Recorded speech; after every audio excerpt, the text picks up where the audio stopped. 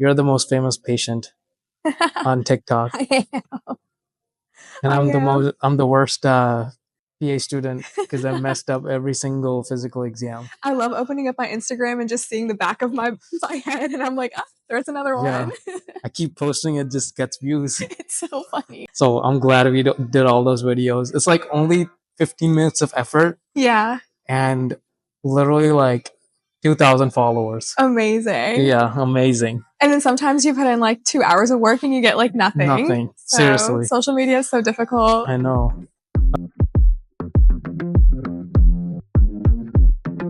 Welcome to another episode of the Stat Podcast, and today we have Arsheen Hamirani. Arsheen has plethora of patient care experience. She worked as a EMT, patient care coordinator, COVID-19 vaccinator, orthopedics MA, spinal injecting assistant, and hyperbarics. Arsheen just completed her clinical rotations in internal medicine and pediatrics. I, on the other hand, completed my clinical rotation in OBGYN and surgery. Things we wish we did in didactic as clinical year PA students, because didactic is a time where time really flies. And I know a lot of people have heard that, but they don't really truly experience it until their last didactic quarter. And so today we chat about those things that actually may help current didactic students or pre-PA students who are just about to start their didactic year. This episode is definitely worth a watch. Welcome back to the Stat Podcast. Welcome back to the Stat Podcast. This hits for this day. It really does. We need the energy after studying all weekend long. And after our EOR. Yeah. Yeah. Which EOR did you take? I took surgery. Okay. And it didn't go well. We already talked about this before, but a little bit. How did yours go? It was good. I took peds. Yeah.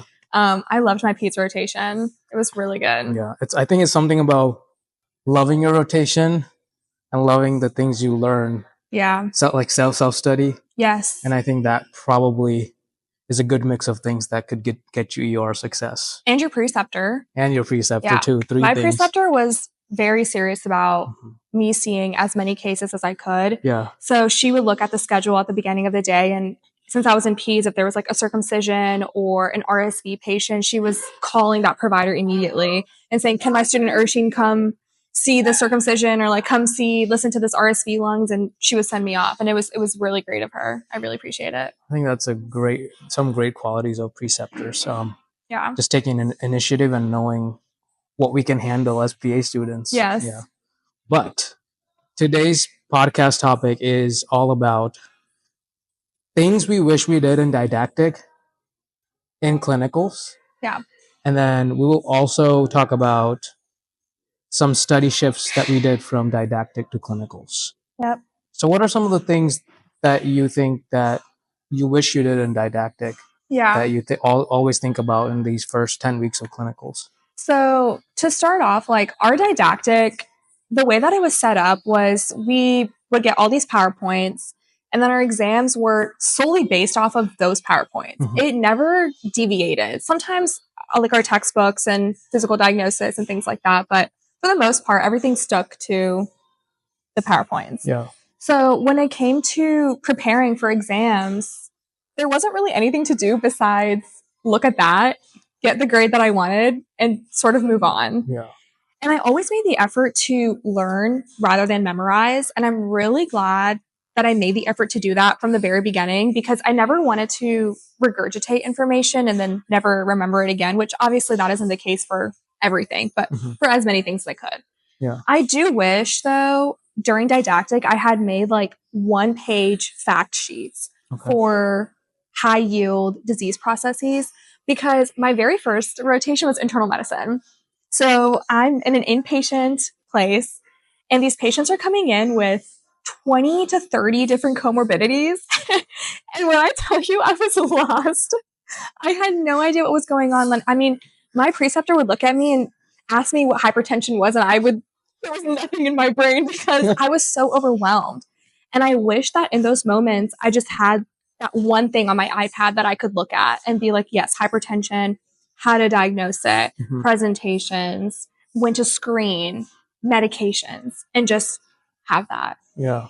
So when I was studying for my EOR for both pediatrics and internal medicine, I was constantly wishing I just had a quick place to turn and look to. So I kind of wish I did that. Yeah. Do you have a particular process that you think about that you would have followed? For example, I made another podcast the other day about how I use Notion. It's an app where like essentially you make quick notes for all the Yes. diseases. Yes. So that's how what I could just add on to this. Like I wish I did that more, and wish I did that for all the different organ systems. So like, how would you do it? If you I actually was going to bring up that too, because I remember you had made that podcast about it, and I didn't know that Notion existed. Okay. And I liked how you were concept mapping almost and combining like different organ systems together, because again, like going back to internal medicine, I could not even begin to conceptualize how different diseases were affecting each other. Like my patient was coming in with hypertension, diabetes, thyroid problems, and then mental health. And I just like couldn't figure out why things were happening. The pathophysiology was not making sense. The medication side effects were not making sense. So I think that's doing what you do on Notion and getting that big picture is so beneficial. There isn't always time to do it in didactic necessarily. And, you know, but I think that doing your best for whatever you can will at least set you up for success when you do get to clinicals, and you can add on to it later. Yeah. So one of the things I love about Notion is that, like you said, we don't really know how to connect different medical concepts together. You can actually relate diseases together. For example, you can link the hypertension page to coronary artery disease easily. That's super cool. Like you can just link it super quick. Yeah.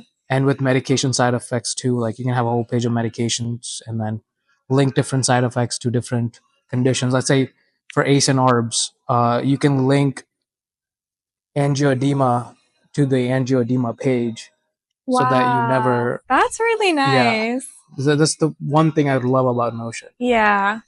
And then you can use Notion a lot of different ways. Like you can use it in terms of relational concepts, or you can just like, there's toggle features in there. You can hide things. You can use it after recall. There's a lot of different ways you can use it. I love that. Honestly, I think I might even start doing that now, because everything is helping us prepare for the PANS at the end of the day and for real life patients at the end of the day. So I think that's starting to connect those topics now rather than later is a really good idea. We can probably build it together if you really wanted to. Yeah. And it's super easy. But yeah. So do you have anything else to add for that one? Just one page quick notes. I also wish that I had paid more attention to antibiotics and medication classes. So I think that now, you know, if you gave me an antibiotic name, I couldn't tell you a single thing about what class it comes from, what it's used for, nothing. Yeah. And a lot of my internal medicine and honestly even pediatrics questions involved antibiotics. And they would say, well, the patient has an allergy to penicillins. What would you do next? But you have to know that penicillin deals with beta-lactams, and then what other classes deal with beta-lactams, so they can't get that class either. And then the correct answer is like not one that you would have thought of. So that's why I use Blueprint and Roche, or Roche and / Blueprint is one thing. I'm starting that over. I use Blueprint, Roche, and UWorld for my practice questions. And I will say that I have more 3 and 4 step questions in UWorld than I do in Roche. So I feel like starting off with Roche is really great to get that foundational knowledge set, and then going in after and doing UWorld, because it's harder. It's much harder, but I like it. We can probably talk a lot about that in a little bit more time. Soon. But with antibiotics, like sometimes I forget that cephalosporins are like penicillin. Like, like what is this? Yeah. So I definitely wish we had more lectures on antibiotics, and I wish we had more pathophysiology on antimicrobial stuff, because I honestly forgot everything from my prerequisites. Oh, same. I don't know a single. Like I don't know. In PA school, I forgot that I took microbiology. Yeah. I wish that when this is another thing I wish I did during didactic, was when we would get our PowerPoints and it would have the name of the antibiotic, that I just went back and looked and just read that one sentence of this is the class, this is the type of bacteria it's good for. Yeah. And that's that. And I just wish I had just made a quick little note or something and had that active recall consistently going so that it wasn't so hard now. Yeah, definitely. Also, like the pathophysiology. I think as PAs, pathophysiology is so hard because we're just expected to know pathophysiology, I feel like, compared to med students, because maybe it's built in their curriculum. Okay. But for PAs, I feel like we're just expected. For example, like I was in my OB/GYN rotation, like, and I think I was expected to know stuff. Okay. Like pathophysiology. Yeah. And that's one of the things I regret about didactic is that I didn't sit down and actually start from pathophysiology, then learn about that particular disorder or disease. Okay. Okay. I gotcha. So next thing is meds too, because like you said, with other meds, like especially cardiac meds, we also, if you don't understand the patho of like the cardiac concepts like preload and afterload, yes, it's so hard to connect the dots, like what like nitrates do or what hydralazine does and everything. Right. I agree. I agree with that. A lot of congestive heart failure, thyroid, like endocrine in general, honestly, and pulm disease processes, you have to know how the pathophysiology, you have to understand the drug's MOA so you can apply it to the pathophysiology. That way, when you're given your 6 answer choices, you know, okay, well, I know this one works on this channels and this here. And it seems like almost like basic to know the MOAs, but sometimes you just get so lost in the sauce and it gets confusing. Yeah, it does get confusing. And then you have to learn about side effects on top of the MOAs. Yeah, it's a lot. That's why I feel like I wish I had just stayed more on top of it, consistently reviewing those topics over and over again so that they would have stayed in the forefront of my mind instead of just like vanishing. So do you think you should have had more time in PA school? Like in didactic? No, I don't think that would have made a difference. Okay. I honestly don't think that would have made a difference for me. I think that the amount of time that we spend in didactic is a perfect medium, in my opinion, for what we need to learn and what we need to achieve. But there's a lot of work that goes in behind the scenes to prepare you for clinical year. And I think that maybe I just had like a false idea of clinical year. Yeah. I feel like everyone we talked to consistently said, oh, it's so easy. You have so much time to study. You have this, like it's going to be a breeze. But they're at the end of the clinical year. Exactly. They have all this experience of 8 clinical rotations. Right. They have everything in their brain and they're saying, okay, it's so easy. It's so easy because they know everything. Yes. Yeah. Yes. They know more than what we do. Yes. Yeah. Yes. And I wish I had known that there was so much left to learn. It's not that I didn't know, but I guess I just didn't internalize that information from the very beginning. Yeah. So I just went into clinicals like, oh, piece of cake, probably. Yeah. And then I was humbled my first rotation. Yeah. We should talk about what humbled us in our first rotation. Okay. Definitely. Okay. But some of the things that I would like to add in terms of like what I wished that I did in didactic was stress management. Because I know like some of you guys, they would just take Fridays off and Saturdays off. And I never took Fridays off and Saturdays off. It didn't make me like straight A student, like meaning 95 above. And that's why I regret, like, maybe I should have like taken days off, more whole days off and not do studying consistently every single day. Yes. Yeah. I'm a big advocate for that. I know we were talking about that last quarter or something. Yeah. For the way that my schedule worked out was that I would take every Thursday off.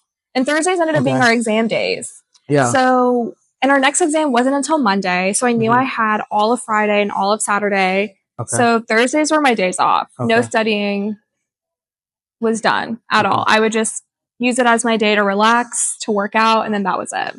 And just go to bed early. I should have done that more. Yeah. And I agree. I think that if you're a student right now in PA school or you're applying, you should definitely make the effort to make time for yourself and fill your cup on a daily basis, because mental health is a huge component of succeeding and doing well in school. So taking that time to do that, I think is really important. Yeah. What do we have to add here about like South Asian PA students, do you think? I think that as South Asians, there are stereotypes we have to overcome. Yeah. I think that there are familial pressures we have to overcome. And then there's the battle with yourself, which everyone has. Yeah. But I think that it's just like a completely different world. Yeah. It's harder to navigate, I feel, because a lot of us don't grow up with the resources that we need to inherently succeed in healthcare. Like, a lot of us don't come from families who have doctors or PAs or healthcare professionals. And if we do, then they didn't go to school in America. Yeah. So it's completely different. And we're starting from the ground up. We're first generation students. I am. And I had to start, complete bare bones. My parents didn't know a single thing, and nobody in the community did either. Yeah. And it puts a lot of pressure onto you, because your parents are asking you all these questions, and then you're trying to answer them yourself and get into school and work and get good grades. So I think that for us, especially, it's important to build that community from the beginning and to find people who fill your cup and who make you feel valued and who understand your generational struggles as you figure them out yourself. What do you think? I think exactly right. Like, as first generation PA student, no one truly understands your role as a PA. Yes. Because what is a PA? Like, physicians, they always think that it's an assistant to the physician. Right. But it's not true, because it's literally the same schooling as medical school, but it's cut in half. But it's mostly the same medical concepts. So they don't have that idea in mind, and then they don't have any resources. So they rely on like these mental shortcuts that, okay, PA is a physician's assistant, but they don't have resources to kind of learn more about the profession. Yeah. How do you explain it to like your family members when they're like, oh, Harsh is a physician's assistant? What do you say? How do you like advocate for your profession? I mean, they kind of know it's similar, but it's different. But like I think how do I advocate is just I actually haven't thought about it. I haven't been in that position yet, because I'm still a PA student. Right. Maybe after PA school, okay, I could answer that question. So how would you answer? How would you say? So whenever like my family just like automatically goes to, oh, Arsheen's a doctor, and Arsheen's going to be a doctor, first doctor in the family. Yeah. And I'm like, no, uncle, actually, I'm a PA, and that's a physician assistant. Yeah. And it's a master's. It's not a doctorate. Yeah. But here's what I can do on a day-to-day basis, and how I can diagnose and have my own patients and prescribe medications. And they're like, oh, but that sounds just like medical school. And I'm like, yes, but I'm a PA. Yeah. And here's what I want to do. And here's, how I'm going to improve the lives of people and where my inspiration comes from. So I don't really make it a long and difficult conversation. I'm just kind of like, not a doctor, PA, here's what it is, done. I think I just don't have the patience to. Okay. Like, I just done. I think I just don't have the patience to. Okay. Like, I just give up. I'm like, you can think whatever you can. Yeah. I'm just here to like eat food and have fun with you. Yeah. Or have fun with the people I'm seeing. I just don't want to get into that thing. But maybe I should be more patient and try to explaining what. Yeah, I think that it might work out, because even though like you may think they have mental shortcuts, it's also because they just don't know. Yeah. They don't know what's out there. And that doesn't just go for South Asians. I feel like that goes for anybody. Yeah. And just like kind of taking a couple of quick seconds to be like, this is what I do. Isn't it so cool? And then just, it's up to them to decide if they want to listen to you or not. Yeah, definitely. So, switching gears to clinical life, how have we changed our study routine and things that we generally do in clinically? How have you made changes? Yeah, my studying has taken a 180. Yeah, completely different. So it's a lot of self-studying. Yes, a lot of self-studying. When I started off in didactic, I was lucky enough to where I didn't have to change my study methods at all. From the very beginning, I would read the PowerPoints, make the notes I needed to make, read them again, and then do my Quizlets. And that was it. Yeah. And it worked because, like I said earlier, in didactic year, our exams were solely based off of our PowerPoint. So it never needed anything more than that. Yeah. Well, now that we're in clinicals, we're having to take the information that we learned during didactic year plus brand new information because you're not going to learn every single thing you need to during didactic. And learn ways to apply it to not only real life, but for your EOR. Yeah. So I've started using a lot of Twisted Lemons. Have you heard of that? No. It's similar to, I was using the Reddit charts. Okay. But I didn't like the layout. Okay. I know everyone's using them. I don't know how I feel about it yet. I did not. Yeah. I don't think they helped me. Okay. I like the layout of Twisted Lemons more. And then I got Smarty Pants, which I love. I think that it's down to the point, follows the blueprint to a T. Okay. And it gives you example vignettes too, which I really like. So when I'm on my Twisted Lemons on my iPad, I'll see that vignette and I'll recognize the keywords or the ways that they're describing a particular rash or a particular murmur, and I'll write it down. Yeah. And it'll help me when I'm doing my blueprint questions and my UWorld questions, which are 2 question banks that I purchased, and I really like them. Okay. I really, really like them. I was using Pants Prep Pearls, but I just wanted to narrow it down. I didn't want to have too much. So I've just been using Twisted Lemons and Smarty Pants for Pediatrics, and I loved it. Okay. I thought it was really helpful. So let's back up a little bit and then let's talk about, so we started clinicals for our first clinical rotation. You were in IM, I was in OBGYN. How many hours did you put into studying total in the first 5 weeks, and how did you kind of adjust to that? Oh, wow. Studying was really difficult during IM. Okay. It was extremely hard. More difficult than peds? Oh, yes. Okay. Because the hours were completely different. All right. So I was working, my schedule in internal medicine changed on a weekly basis almost. And one week I was in the hospital. So I would have to get to work at 6:37. And some days I was leaving at 5. Other days I was leaving at 7 or 8 if we had ED consults or something. I was just following my PA around. Yeah. So every day I had a different number of hours that I was studying.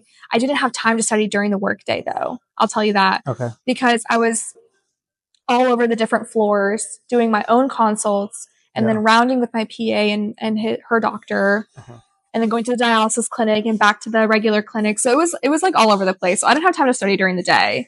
And then, so that was hospital week. Then we had clinic weeks where I was there from 8:30 to 4. And again, no studying time there. So all my studying was done at night. I couldn't even tell you if I totaled it up, maybe like 2-3 hours max every night. Okay. For IM. But that has to take a lot of discipline, because I can share what my first rotation. So my first rotation, I was fortunate that I had a lot of time studying. So it was basically surgeries from the morning, 7 a.m. to maybe 12 or 1. Okay. And then there would be a long time to just sit around and wait for ED consults. Oh, I see. If you were lucky, you would get one. This one day out of 5 weeks, we got 5 ED consults. Yeah. And I took a couple of them, which I was really glad. But most of the rotation, I studied a lot. And I think that's the reason why I did really well on my OBGYN rotation. Yeah. And so for you, we have the same rotation, right? So like IM, same location. So I guess it's a lot of hours, but you don't study during those hours. Not during the day.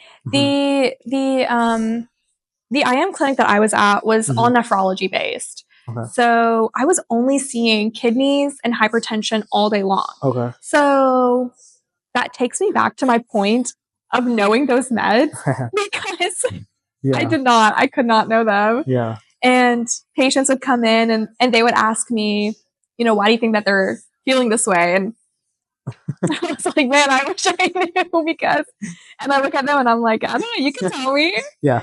But internal medicine was really difficult. I think it's a hard one to start off on.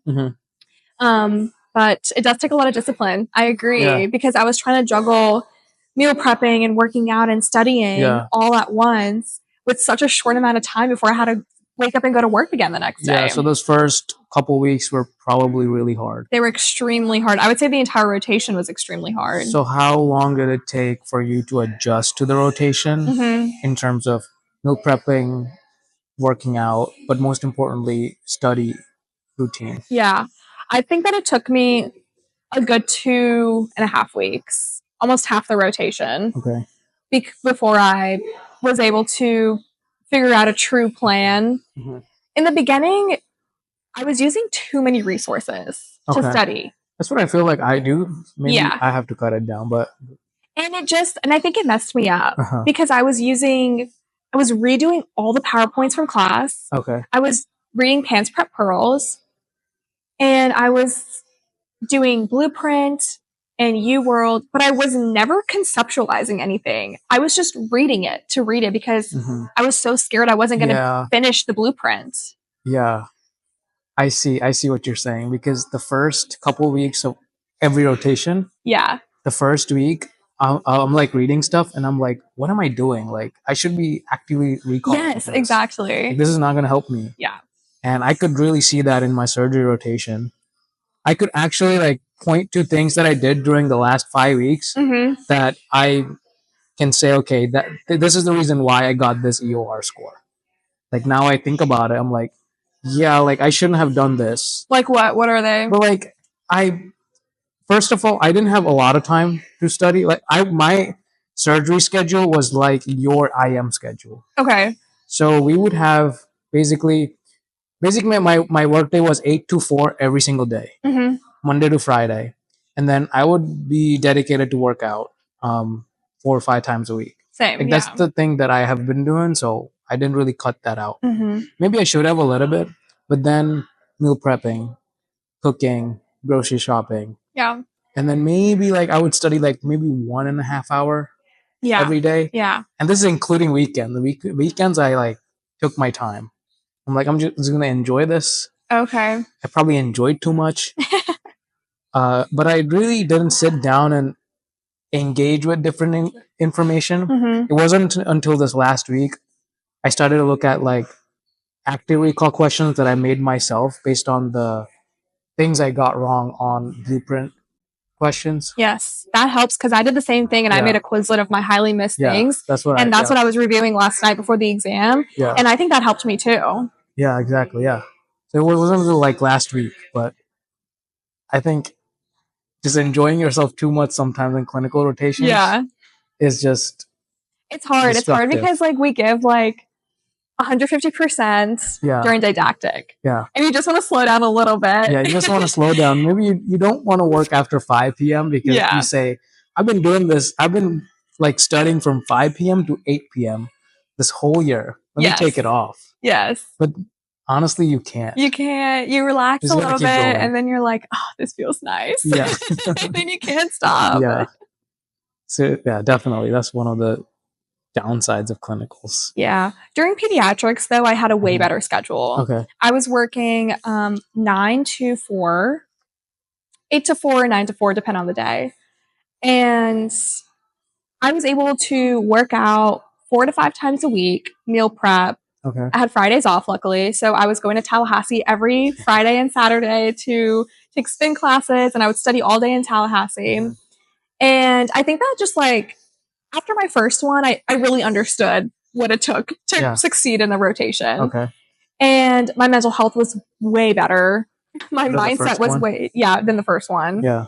Mental health was better. Mindset was better. I felt more motivated. Okay. And I think that that's a big reason why I performed so well during this rotation. Did you perform well in peds compared to IM better, or no difference? Yeah. I did better in peds than IM. Okay, just because of the scheduling and, like you said, mental health. Yeah, I think that mine was a lot of mental health. Okay. What do you mean by mental health? Could you share some things? I was just, I don't know how to explain it besides that I was just felt so unwell during IM. Okay. The rotation was really difficult. Yeah. And I think that I just had a lot of background anxiety of having to meet my study schedule for the day. Yes. Otherwise, I would be so behind. Yes. And then almost getting frustrated with myself as to why I couldn't remember basic concepts. But I think it's because I was so frustrated and so anxious all the time that it was like taking away the basic knowledge I knew. Yeah. And then I wasn't performing well, at least to my standards. I felt like I wasn't performing well on the rotation. Even though my preceptor told me I was doing good every day, I was like, no, I could do better. I could do better. So it was like me versus me, and then me versus studying. Yeah. So it's just hard. There were a lot of different things that kind of went into it. But yeah, it's so crazy how your emotions affect like your learning habits. Because I thought about this before too, like how like anger, frustration, and just dissatisfaction can, it's like this tab running in your mind all the time in the back while you're reading something or trying to learn something new, or trying to think about your day. And just for me, for example, OB was where I was able to look at like prenatal milestones, right? There are certain milestones you have to achieve. Like at 24 visits, you do diabetes screening for etc. So like for me, I like to think about that, and then so I don't have to keep studying the same thing. I could just think about my day, and I could connect my own dots. But then I feel like whenever you're not satisfied with the rotation, you're less willing to reflect on your day, and in that way, for me, it's like you don't learn. Yeah, actually, that's very true, because it was really hard for me to take what I was seeing in real life and apply it to my studying in IM. But in peds, I mean, I had, read about hand, foot, mouth the day before, and then I go into work the next day and I diagnosed 4 kids with hand, foot, mouth, and I was like, I never need to look at this again. Like, I understand this, because I was able to look at 4 completely different presentations and confidently tell my preceptor hand, foot, mouth. Yeah. And it worked out. And I think that that's a really good point. Yeah. Okay, well, I think we have talked a lot about, so we talked about question banks. Yes. Did you have anything to add about the blueprint from the initial part of the interview? I think UWorld is harder. I think that... So it has more second to third order questions compared to Roche? UWorld has much more second to third order questions than Roche. I think that what I like more is it really tests your knowledge. Well, what do you think about the PAEA EORs? Because I can't figure out if they're second, third, or they're just first order. I just can't figure it out. I think that there's everything. I had a question today. I don't know if it's necessarily a second order question, but for the PA EORs, the vignettes are so long. I know. You have to read the entire thing. Otherwise, you'll miss stuff. Like I had a question today, kid coming in with strep, and this tiny, tiny little sentence hidden in, patient is allergic to penicillin. First line treatment for strep is amoxicillin. And I almost missed it. And I was like, this is so sneaky. So there's questions like that. There's questions where they'll even tell you the diagnosis. They'll say, oh, this person has atrial septal defect. What are you going to see in their physical exam? Or they'll explain, like I had a question today, it explained Kawasaki disease. But my question was, what would you see on their EKG? So the questions, I mean, with medicine, you have to know. You just have to know everything almost. You just have to know. Or you have to be good at process of elimination. You have to be confident in what you do know. Because you can never know everything. But you have to be confident in what you know, so that when you get those answer choices, you can confidently say, oh, no, this goes with this and this goes with this. So it has to be this last answer choice, or something like that. Definitely. All right, Harsh. I got a question for you now. Okay. So in didactic versus clinical year, what have been your most versus least effective study methods? The least effective is just reading through the PowerPoints. And then the most effective method is mind mapping. Yeah. I just love doing it. I feel like I get into the zone where, like, for example, let's say I'm looking at gallbladder diseases. If I read a 60-page PowerPoint, I'll probably won't recall. I'll probably just recall like 30% of it. But if I actually sit down and create this chart, create this mind map that shows all the differences between different gallbladder diseases, it's much better for me to do that than read the PowerPoint and just get 30% of it. Yeah. Instead of me drawing out a whole chart that has everything that I need to know about gallbladder disease. Yeah. That's just how you're actively engaged. Yeah. I think that for me. Okay. What about you? I only had one studying method in didactic year, but reading the PowerPoints and making my own notes on it was extremely beneficial for me. And then when I would do my Quizlets, I wasn't just reading the card and answering it. I would write down the answer. Yeah. And the goal for me was that I would write down the answer and then whatever information came to my brain after. And that was my version of active recall. Yeah. So if I had, what's the clinical presentation of congestive heart failure? Mm-hmm. By the time the night before the exam, I should be able to answer that card and treatment, how to diagnose it, side effects, presentation, common population. So that was my goal with studying. Yeah. And then with clinicals, just practice questions. So many practice questions. It's like the best thing you can do. Cram the pants.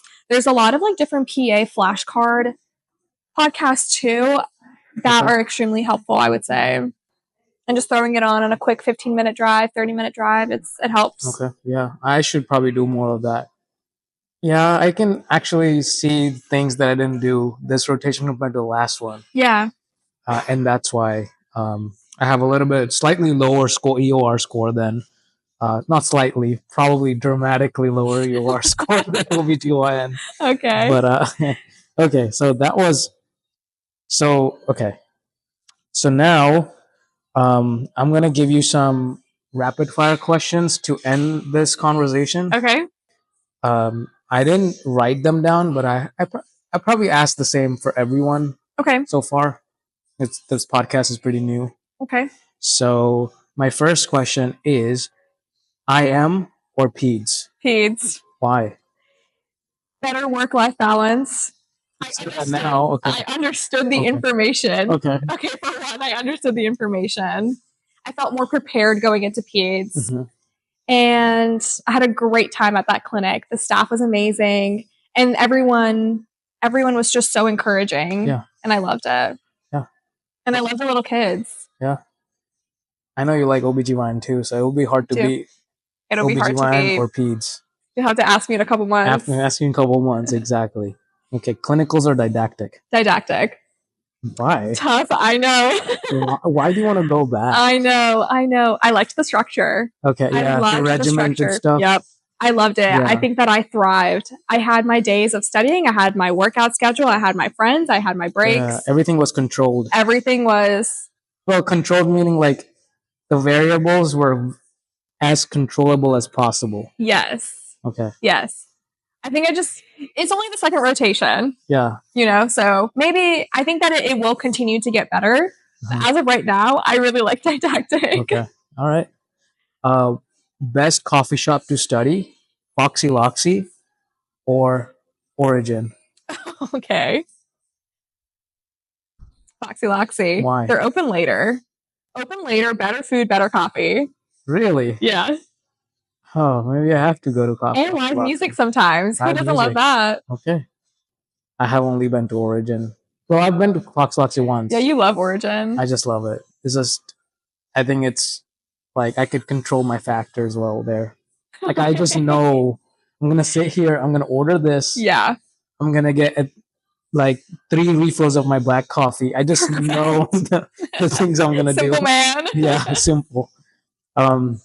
Okay, favorite restaurant in Savannah? Ooh. Favorite restaurant in Savannah? Colleagues and Lovers. Okay. Have you been there? No. Very good. It's a sister company of Savoy. Okay. Food is good, drinks are good, vibes are immaculate. Oh, wow. Love it. Love it, love it. Then these girls are giving me some good recommendations. But that was our conversation and that was our podcast. Yay! Thanks for having me. Anything last minute advice, yapping you want to do? No. Tell us what you want to hear more about. Yeah. And maybe Harsh will be cool and have me back. Yeah, definitely. Yeah, this was fun. Thanks for watching, everyone. Bye. Bye.